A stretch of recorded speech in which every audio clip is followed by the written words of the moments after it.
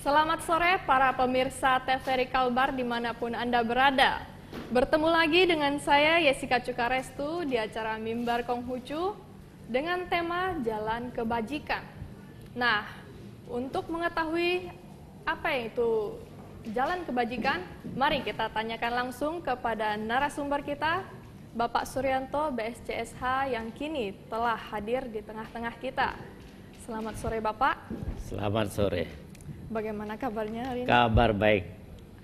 Baik. Bapak, pada 2 minggu yang lalu kita sudah membahas pada tema kita yang kemarin mengenal agama Konghucu dengan lebih dekat. Ya. Nah, pada saat itu kita membahas sampai pada topik Kitab Suci agama Konghucu. Nah, tolong diberi penjelasan yang lebih detail tentang Kitab Suci tersebut, Bapak. Baik, terima kasih Tausinya Jika. Selamat sore pemirsa TVRI Kalimantan Barat yang berbahagia. Weite Tongtian. Senyorita. Emang 2 minggu yang lalu kita telah sampai pada topik Kitab Suci. Dan karena waktu makanya tidak kita lanjutkan secara mendetil.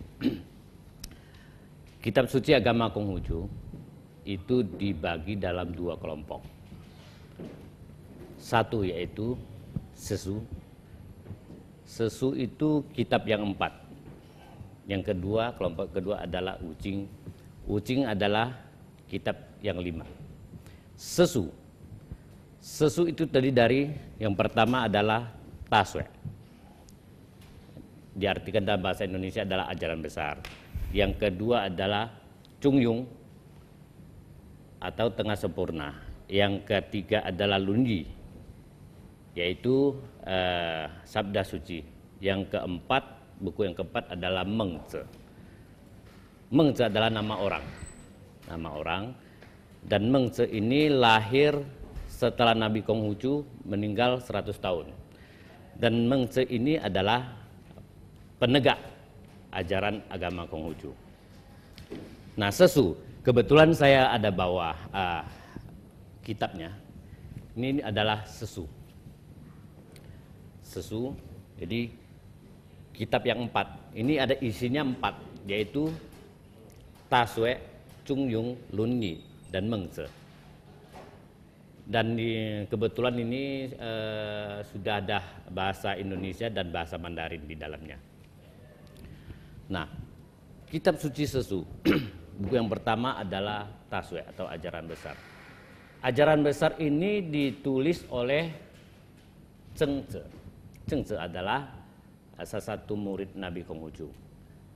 Nah, Zhengzhe ini dia adalah pewaris lurus Nabi Konghucu dalam mengembangkan Tao atau jalan suci. Nah, Nabi Konghucu pernah bersabda kepada Zhengzhe. Nama Zhengzhe waktu kecil itu namanya Chan. Nabi Konghucu bersabda, Chan, ketahuilah, jalan suciku itu satu, tetapi menembus semuanya.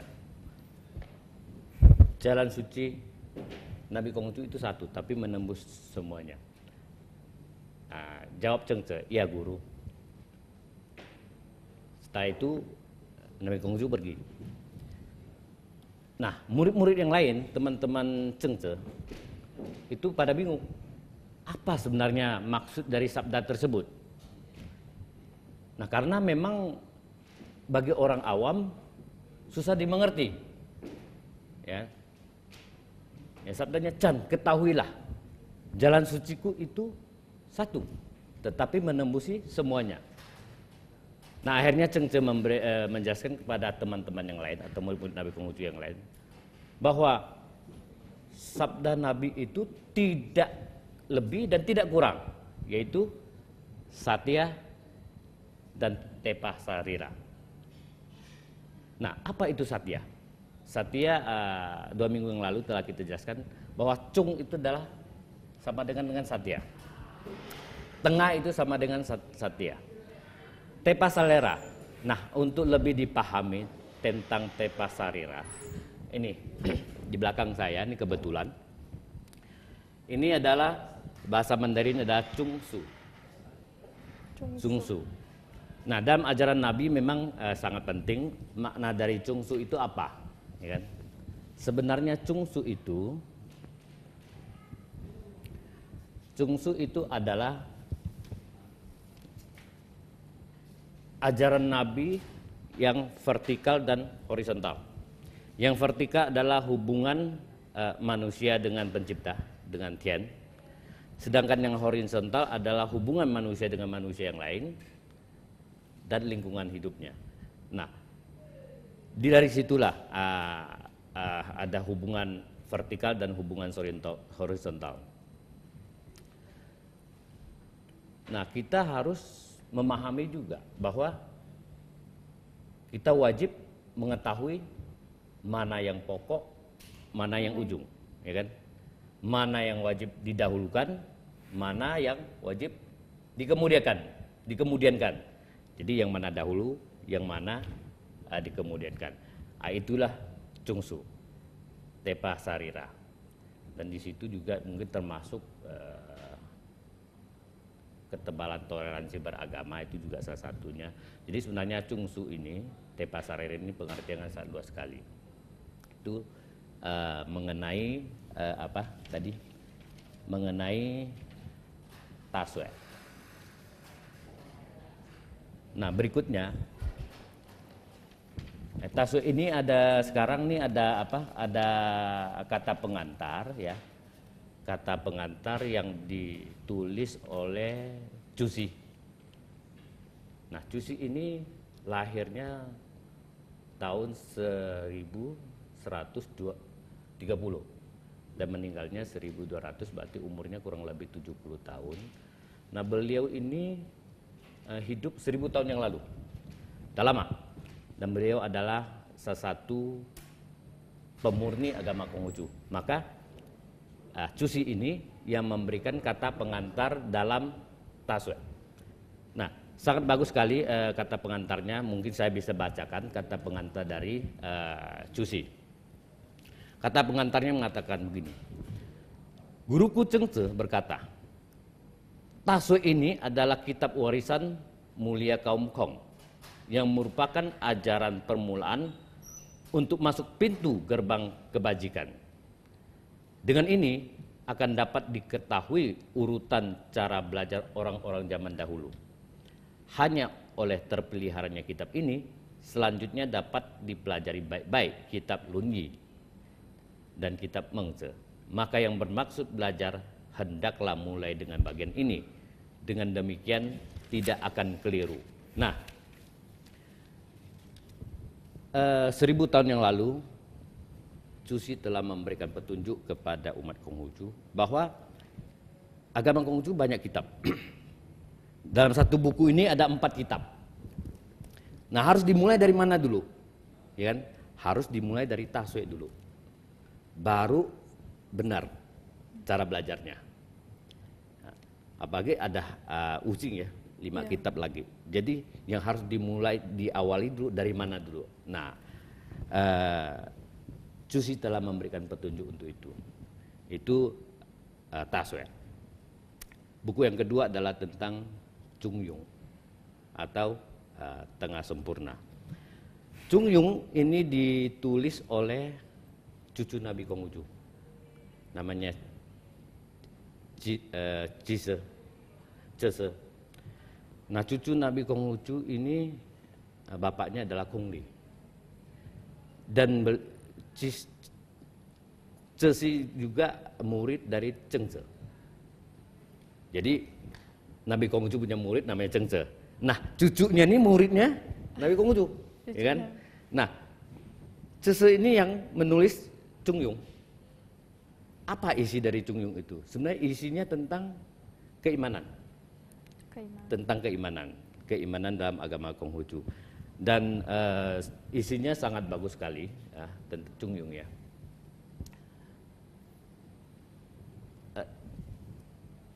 Kitab ini berisi ajaran rohani pemeluk agama Konghucu ya.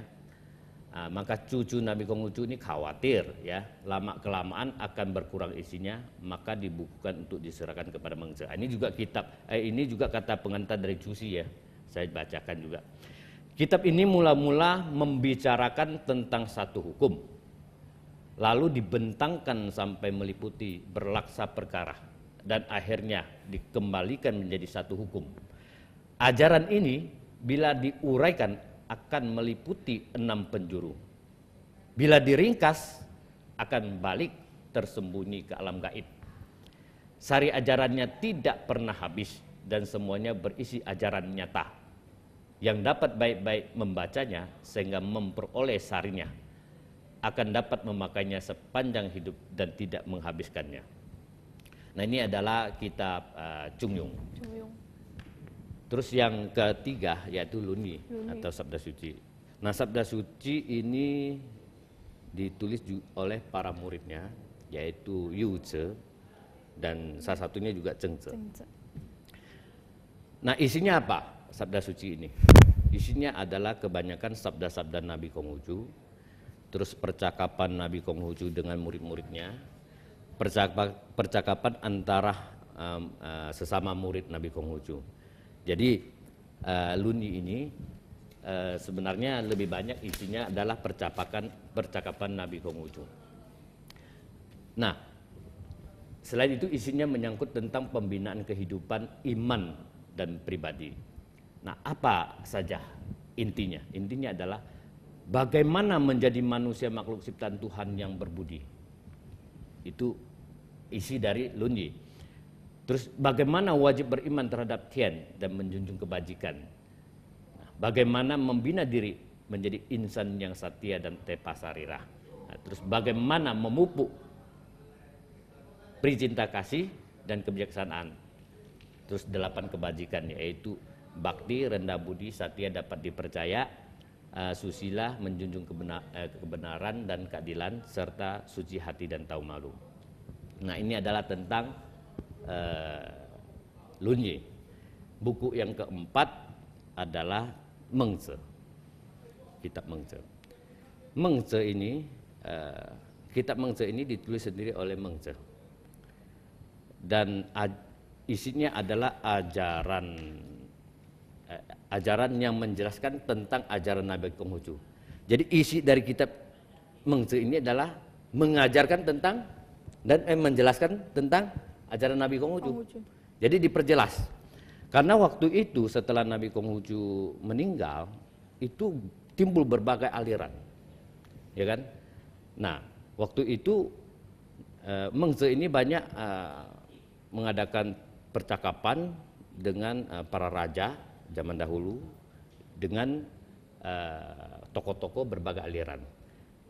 Dan termasuk Mengce ini termasuk yang pemurni ajaran Konghucu setelah Nabi Konghucu meninggal sekitar 100 tahun. Itu adalah Sesu. Jadi Sesu tadi Taswe ajaran besar, Chung Yung tengah sempurna, Lunyi Sabda Suci, dan Mengce Sesu. Kelompok yang kedua adalah Wucing. Wu itu ada 5, Cing adalah kitab. Jadi 5 kitab. Apa saja? 1 Sijing, kedua Sujing, ketiga Yijing, keempat Lijing, kelima Chunjujing. Sijing adalah kitab senja, ya. Kitab nyanyian rakyat ketika peribadatan di istana. Nyanyian-nyanyian di ya upacara di istana lah ya. Terus buku ini, kitab ini itu dikumpulkan oleh Nabi Konghucu. Sebenarnya nyanyian-nyanyian ini sudah ada sekitar 1000 sampai 2000 sebelum Nabi Konghucu. Jadi Konghucu mengadakan perjalanan selama 14 tahun. Keliling sekitar 8 negara. Waktu itu di Tiongkok itu kan negaranya banyak ya. Nah, keliling di 8 negara dan 14 tahun. Setelah keliling baru dia himpun namanya Sijing. Ya. Terus yang kedua, buku yang dihimpun adalah Sucing. Sucing apa? Sucing adalah kitab dokumentasi sejarah. Kitab dokumentasi sejarah. Isinya adalah sabda-sabda para nabi suci atau nabi purba, maklumat-maklumat, ya, nasihat-nasihat para raja suci atau nabi suci. Nah, itu tentang Sucing. Terus yang ketiga adalah I Ching. I Ching itu kitab kejadian semesta alam beserta perubahan dan peristiwanya. Nah, kitab ini juga dihimpun oleh Nabi Konghucu, ya kan? Terus yang keempat berarti Li Ching. Li Ching adalah kitab kesusilaan. Kitab kesusilaan ini isinya adalah peraturan-peraturan tentang kesusilaan. Nah, peraturan-peraturan tentang kesusilaan ini, ya, di sini ya.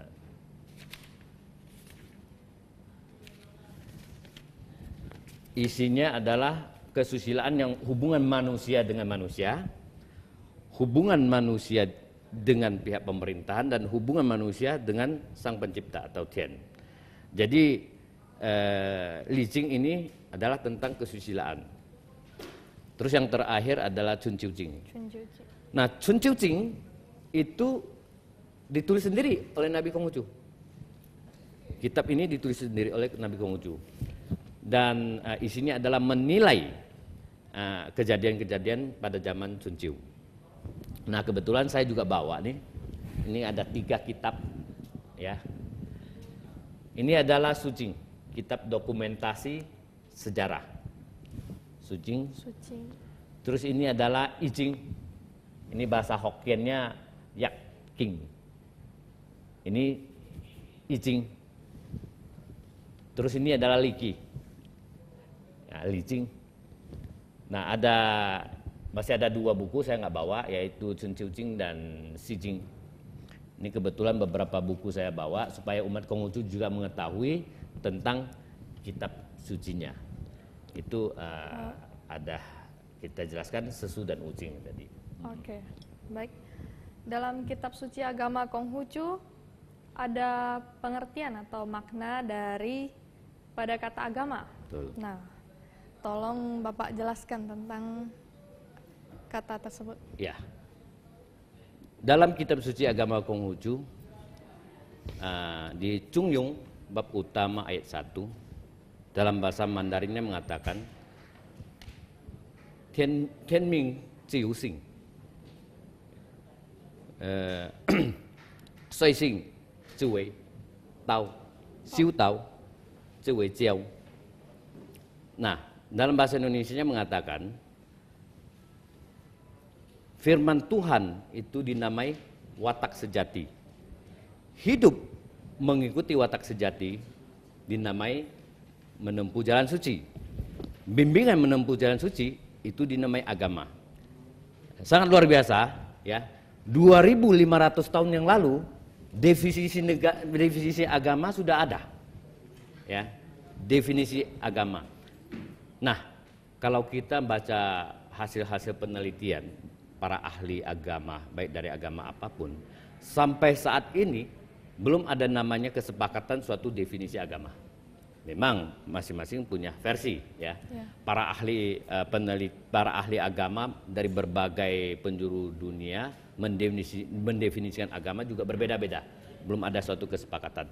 Tapi kita sangat salut. 2500 tahun yang lalu sudah ada definisi negara. Nah, di dalamnya ada terdapat 6 unsur. Yang satu adalah Tianming. Tianming ini bisa diterjemahkan menjadi firman Tuhan, ya, firman Tuhan atau tita Tuhan. Yang kedua, unsur yang kedua adalah Xing. Xing ini dapat dibagi dalam 2 bagian. Satu adalah Renxing. Renxing ini adalah sifat manusia. Tianxing adalah sifat Tuhan. Ya. Terus yang ketiga adalah Tao. Ya. atau ini adalah jalan suci, bisa diterjemahkan dalam bahasa Indonesia jalan suci atau bisa juga jalan kebenaran. Yang unsur yang keempat adalah soising, hidup mengikuti watak sejati. Unsur yang kelima adalah siutau, ya, bimbingan menempuh jalan suci. Unsur yang kelima adalah ciao, agama, ya. Maka di situ ada 6 unsur yang paling penting dalam definisi agama itu. Nah, kita bahas satu persatu. Pertama, firman Tian atau firman Tuhan itu dinamai watak sejati. Nah, artinya apa? Nah, artinya bahwa manusia, ya, bahwa manusia itu dibekalkan bahwa manusia itu diberikan mandat, ya, diberikan mandat kepada setiap manusia itu, diberikan mandat kepada setiap manusia dengan cara membekalkan gensing atau sifat manusia, ya kan? Nah, gensing ini termasuk dalam sebutan bahasa Indonesia bisa dikatakan fitrah juga, ya. Nah, gensing ini itu adalah merupakan percikan dari tianxing atau percikan dari sifat Tuhan. Nah, tianxing ini tidak terbatas, terdiri banyak unsur. Nah, dalam agama Konghucu, tianxing ini ada 5 unsur yang biasa disebut wuchang. Wuchang ini ada 5 kebiasaan atau 5 kebajikan. Yang pertama adalah zhen, cinta kasih. Yang kedua adalah yi, yaitu kebenaran. Yang ketiga adalah li, ya, li itu adalah kesusilaan. Yang keempat ce, yaitu kebijaksanaan. Yang kelima adalah sin, dapat dipercaya. Nah, jadi dalam agama Konghucu itu adalah ada wuchang, ya, 5 kebiasaan. Nah, dengan demikian manusia itu adalah cerminan dari kebesaran Tuhan dan sekaligus merupakan mewarisi sifat-sifat kebajikan dan kebesaran dari Tuhan Yang Maha Esa, tapi dalam dimensinya lebih mikro. Nah, selanjutnya adalah poin yang kedua, mengatakan hidup mengikuti watak sejati, ya, hidup mengikuti watak sejati itu dinamai menempuh jalan suci. Nah, maksud dari kalimat tersebut adalah bahwa manusia harus menjaga, merawat, ya, jalan suci ini supaya dapat diikuti sebagaimana mestinya. Terus yang ketiga yaitu bimbingan menempuh jalan suci itu dinamai agama. Nah, maksudnya adalah bahwa agama itu perlu bimbingan. Maka di berbagai agama sama, bahwa ada rohaniawannya, ada pimpinannya, ya, ada imamnya. Nah, tokoh-tokoh agama ini yang membimbing umatnya supaya kenapa? Untuk mengamalkan, ya, tahu ini jalan suci ini. Nah, disitulah ya makna dari kata agama di dalam agama Konghucu. Agama Konghucu. Iya. Tentang ada menyebutkan kata wuchang tadi. Ya. Tolong dijelaskan sedikit saja tentang wuchang. Tentang wuchang, ya. Nah, wuchang. Nanya saja.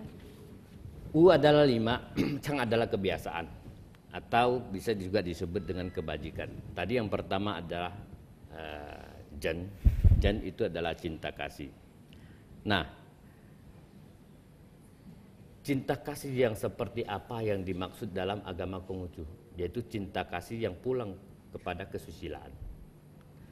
Cinta kasih, ya, atau pengendalian diri yang pulang kepada kesusilaan. Nah, namanya pengendalian diri, ya, mungkin bahasanya sederhana pengendalian diri, tapi dalam pelaksanaannya sangat sulit, ya. Itu perlu dilatih, perlu ada suatu kesabaran, harus mempunyai peri kemanusiaan, ya. Ya, harus ada bekal lah untuk mengendalikan diri sendiri. Nah, dalam hal apa saja kita harus mengendalikan diri sendiri? Ya kan? Misalnya emosi, dalam hal nafsu, dalam hal ego. Nah, tentang emosi. Pada hakikatnya manusia itu perlu emosi. Ya. Emosi ini yang membuat kita bisa maju. Emosi ini yang bisa kita buat kita berhasil. Manusia tanpa emosi itu ya sulit untuk berhasil, untuk maju, untuk berani bertindak. Nah, tapi emosi yang tidak terkendali akan menjerumuskan kita dalam tindakan hukum. Gitu. Misalnya menganiaya orang karena emosi, memukul orang lain karena emosi. Maka perlu adanya pengendalian. Itu tentang emosi. Nafsu. Nafsu sangat penting bagi manusia, ya kan? Ya. Sangat penting. Nafsu makan. Wah, kalau manusia nggak ada nafsu makan, ya kan? Bisa masuk rumah sakit itu, bisa sakit. Nafsu seks, ya otomatis, ya kan? Kebutuhan biologis manusia. Terus nafsu memiliki sesuatu, memiliki barang.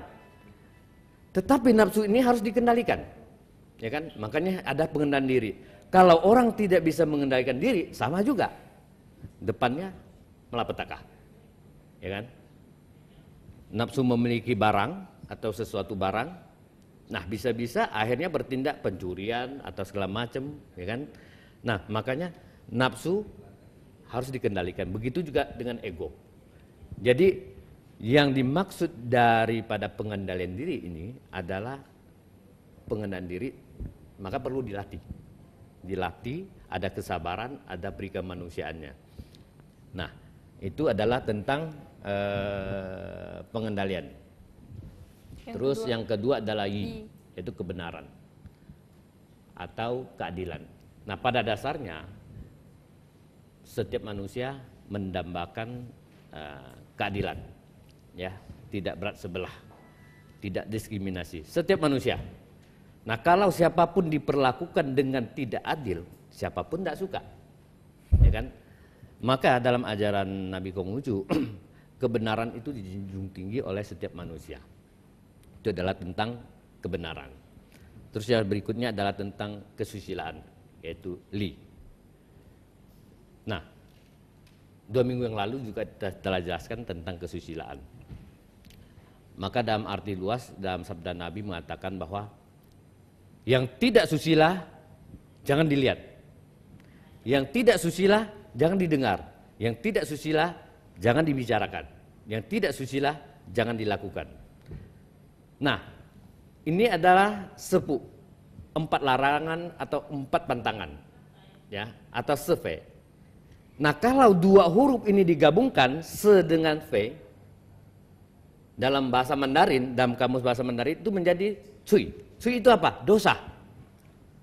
Ya. Dalam bahasa Mandarin cui itu dosa. Jadi 2 huruf ini digabungkan menjadi dosa. Makanya larangan ini itu wajib ditaati. Yang tidak susila jangan dilihat, yang tidak susila jangan didengar, yang tidak susila jangan dilakukan, yang tidak susila jangan dilakukan. Dilakukan itu adalah dosa. Ya. Apa saja contohnya? Misalnya yang tidak susila jangan dilihat. Katakanlah anak-anak atau remaja. Sekarang ini zaman kemajuan, zaman internet, ya kan? Ya. Di internet bisa aja kita anak-anak bisa dapatkan aja film-film biru segala macam. Nah, itu tidak susila. Jangan dilihat. Nah, anak-anak para remaja hindarilah. Karena apa? Bisa berdampak negatif kalau nggak ada pengendalian diri. Terus yang kedua, yang tidak susila jangan didengar. Nah, kita sering dengar gosip-gosip murahan, ya, fitnah segala macam. Nah, lebih baik jangan didengarkan. Ada gosip murahan atau fitnah-fitnah terhadap tetangga, terhadap sesama teman itu. Terus yang ketiga, yang tidak susila jangan dibicarakan. Dengar aja nggak boleh tentang fitnah, tentang gosip murahan, apalagi membicarakan. Nah, makanya jangan. Yang terakhir, yang tidak susila jangan dilakukan. Nah, saya pikir semua pemirsa dari TVRI Kalimantan Barat yang berbahagia juga paham, ya kan? Yang tidak susila jangan dilakukan. Kira-kira apa saja yang jangan dilakukan? Nah, itu tentang kesusilaan. Berikutnya C. Yang berikutnya adalah C, yaitu tentang kebijaksanaan. Nah, kalau tentang kebijaksanaan, oh ya, ada tentang kesusilaan, ada beberapa ayat yang bagus ya.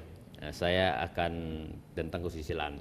Contoh ayat yang bagus yang berkaitan dengan kesusilaan adalah dibimbing dengan undang-undang,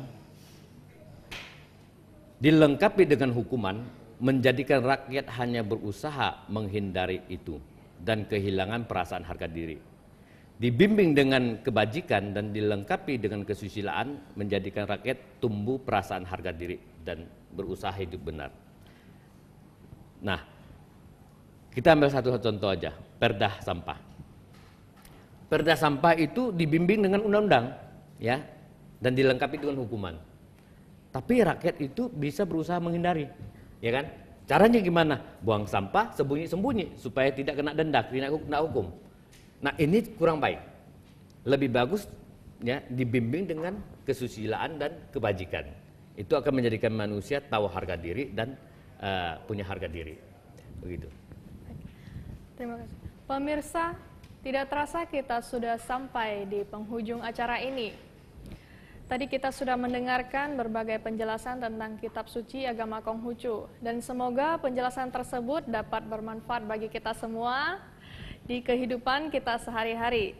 Sebelum mengundur diri, saya Yesika Cukarestu bersama kerabat kerja TVRI Kalbar mengucapkan terima kasih atas perhatian dan kebersamaannya. Terima kasih, sampai jumpa.